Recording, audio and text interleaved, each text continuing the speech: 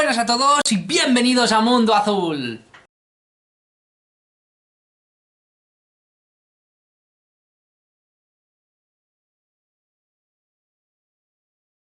Bueno, pues ya estamos aquí un día más y hoy vamos a continuar con, bueno, pues con algo yo creo que es bastante interesante. Os traigo un vídeo que para mí me impresionó mucho cuando lo descubrí hace unos cuantos meses, bastantes meses, que en este caso se autodenomina como el reptiliano, perdón, de la Yesa.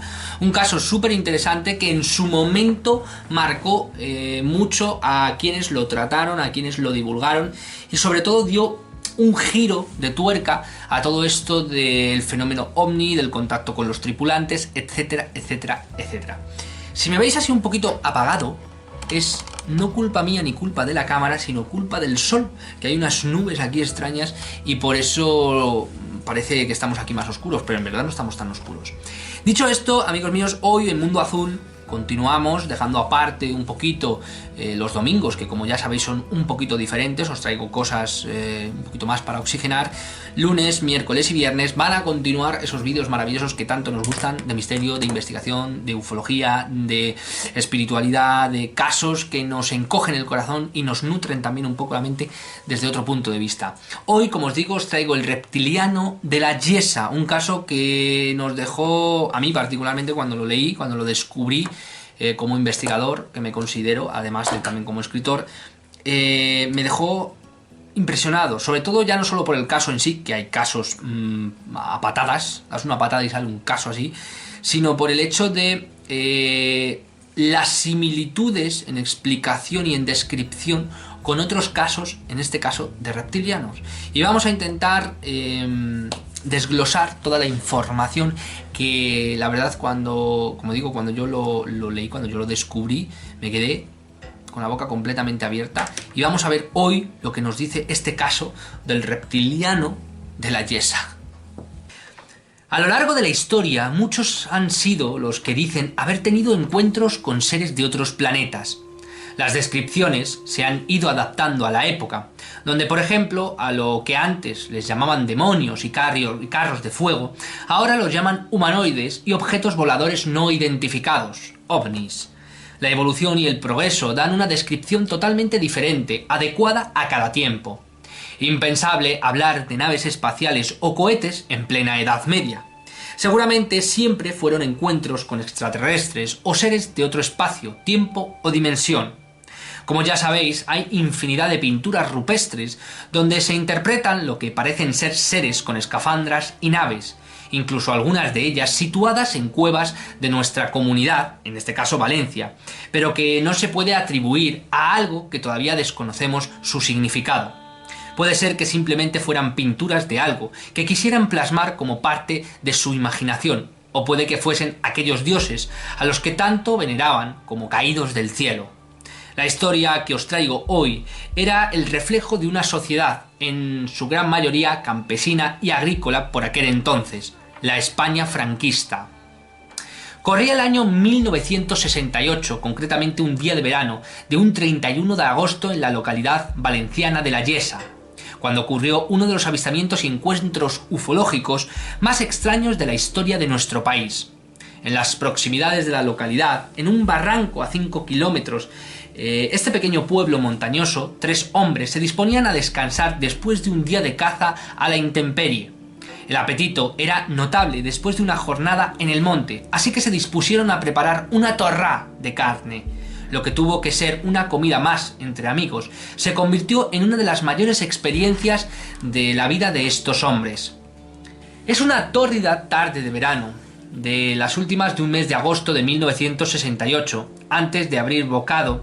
Los 3 cazadores, que habían pasado una jornada de caza en las proximidades de la Yesa, ven una especie de fogonazo en el cielo. Ajeno y restando importancia de lo que había visto hace unos escasos momentos, Mateo Chover, residente en la localidad de Liria, se acerca al borde del barranco para orinar antes de la comida. De repente ve al otro extremo del barranco una figura de un ser extraño, atípico, que nada tenía que ver con los rasgos de un ser humano. de una complexión atlética, con una cabeza de reptil, rasgos de lagarto y dos ojos enrojecidos, cercanas a la visualizada en la mítica serie V, manos con garras, propias de una película de ciencia ficción, y un rabo o cola alargada que pronunciaba el fin de una larga extremidad de su cuerpo. La descripción era más apropiada de lo que en el mundo ufológico se conoce como un reptiliano. Las tres partes mencionadas eran visibles sin ropajes, al ojo de aquel cazador atónito por lo que estaba viendo.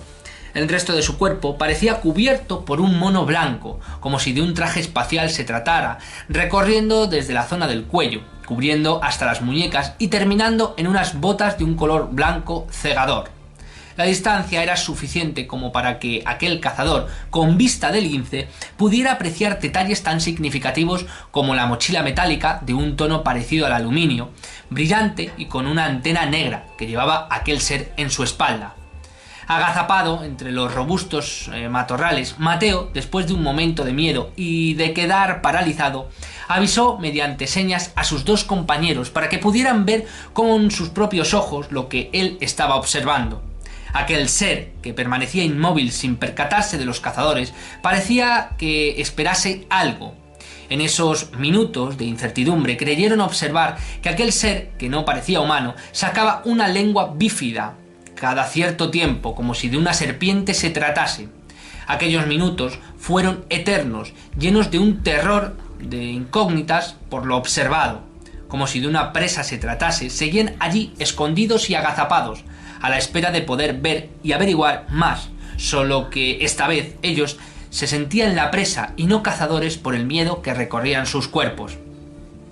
De repente, mientras seguían escondidos, apareció un objeto volador en forma de cilindro, con un aspecto metálico y de color negro, que no emitía ningún sonido y que reflejaba el sol en sus esquinas, como si de un espejo se tratase. Más asustados que nunca, los testigos retrocedieron, casi arrastrándose hasta refugiarse con sus escopetas entre unos zarzales. El miedo se multiplicó tanto entre los cazadores que Mateo perdió su gorra de caza. Pasado unos minutos, mientras seguían escondidos, escucharon un fuerte ruido, como si de un despegue se tratase, pero con un engranaje, a su vez, y que pasados unos segundos cesó. Con la vista en el cielo, de nuevo, aquel fogonazo con una ligera estela que desapareció repentinamente y sin dejar huella. Después de aquello, les costó salir, no sin antes beber agua, mojarse la cara y aclarar la vista, pero al final lo hicieron con precaución, comprobando el terreno donde el humanoide había estado y las cercanías de donde el objeto se había posado. Como si de una guerra se tratase, se armaron de munición hasta las trancas, para bajar y hacer comprobaciones. Llegados al lugar, en los alrededores, había un fuerte olor a azufre, como a algo podrido. Las ramas de algunos árboles estaban quemadas, hechas carbonilla, como si un incendio acabase de pasar por aquel lugar. La tierra estaba reseca y hallaron varias huellas de pisadas sin ninguna marca o característica, donde tan solo pudieron comprobar que aquella huella era más propia de un gigantesco jugador de baloncesto. No pudieron evitar poner sus botines en la huella para estimar cómo debía de ser aquel reptiliano.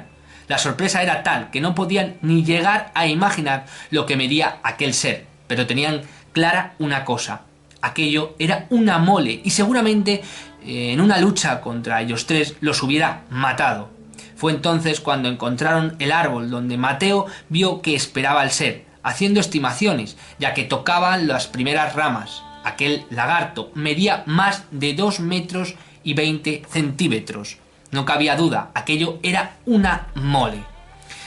La curiosidad hizo que los cazadores caminaran hacia una cueva cercana, pensando quizás que el humanoide había podido salir de allí, pero desistieron poco rato después por culpa de la maleza.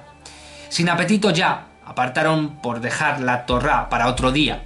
No tenían hambre. Aquel susto de sus vidas les había quitado las ganas de todo. Por el camino de vuelta, montados en sus bicicletas, se toparon con una pareja de guardias civiles que no les hicieron caso alguno y les dijeron: por estas tierras eso es normal, los han visto más de una persona.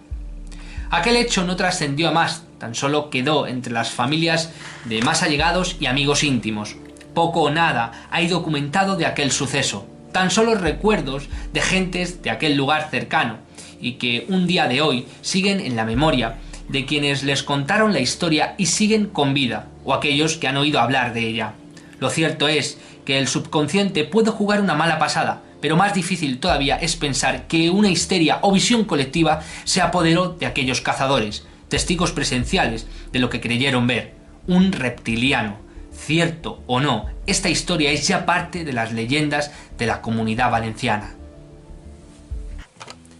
Increíble, el reptiliano de la Yesa, o sea, una historia que a mí me dejó completamente acongojado en ese sentido, y sobre todo me vino a demostrar, me vino a, de alguna manera a cerciorar, ¿no?, de que no solo la raza reptiliana existe, ya que se han dado innumerables casos de descripciones muy similares, sino que para colmo este ser era gigantesco, que algunas veces son más grandes, otras veces son más pequeños, pero tan grande, casi más de 2,20 metros, o sea, os podéis imaginar qué pedazo de cacho, de trozo de carne increíble, o sea, que me estoy imaginando, y mira, el linde de mi puerta son alrededor de 2 metros, pues por encima, 20 centímetros más, o sea, es que eso es...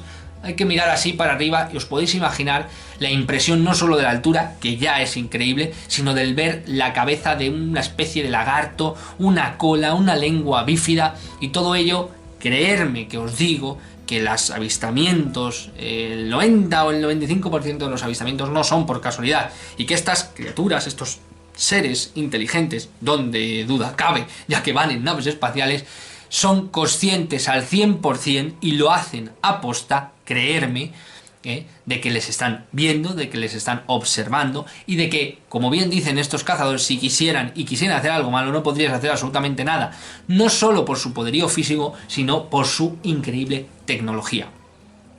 Como digo, este es uno de los casos que más me impactaron, que más me llamaron la atención, aunque hay muchísimos más.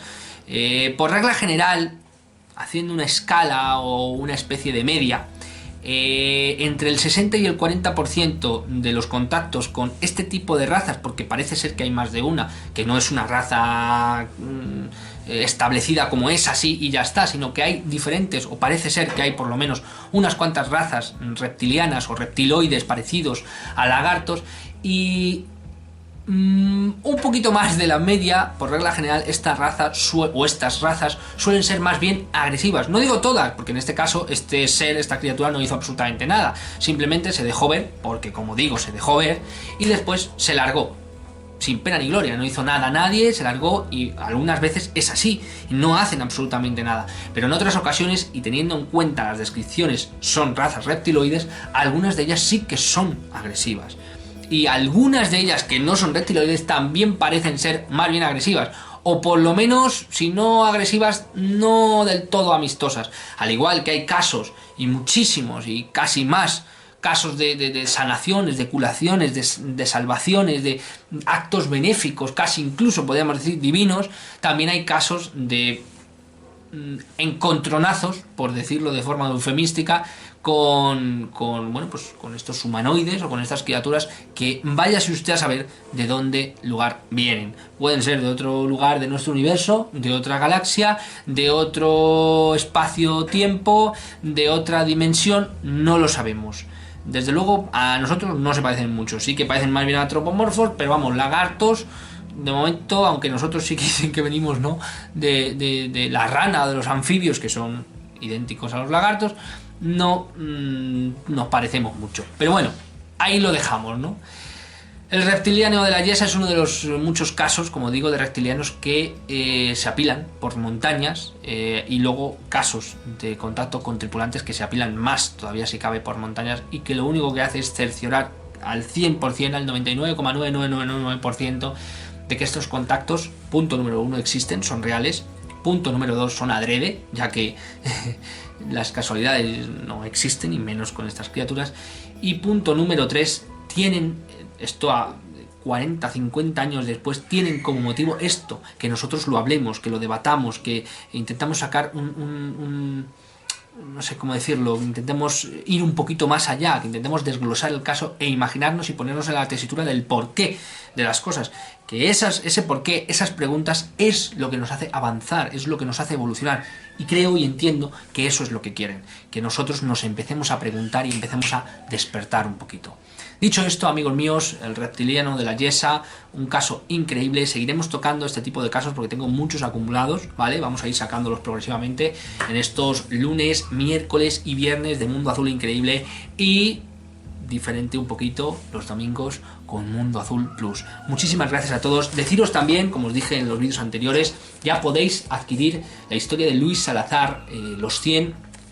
Ya ha empezado la promoción, ¿de acuerdo? Para aquellos que lo quieran firmado y dedicado, da igual en qué parte del globo te encuentres, da igual en qué parte del mundo estés, ahí puedo enviarte la historia de Luis Salazar, Los 100, un libro que, según por boca de algunos que ya se están empezando a leer, es alucinante, es increíble, y no me cabe la menor duda, porque si te gustó el primero, este segundo os puedo asegurar que vamos, os va a parecer trepidante, os va a tocar el corazón sin ninguna duda. La historia de Luis Salazar, Los 100, también podéis cogerlo ya en vuestras librerías de confianza. Podéis también acudir a la página de Mundo Libre Libros, la página web de Mundo Libre Libros. Ahí entráis en la tienda, ¿no? Que tiene un apartado donde pone tienda, hay un montón de autores, pues ahí estoy yo, ahí también está Sonia del canal Doble Cuántico, y ahí está la historia de Luis Salazar, Los 100, y lo podéis clicar y comprar, y en unos 5 días aproximadamente está en vuestra casa. Si lo queréis firmado, contactarme, decirme, Julio, quiero un libro firmado, y yo os lo envío con una dedicatoria especial, como sois vosotros, especiales.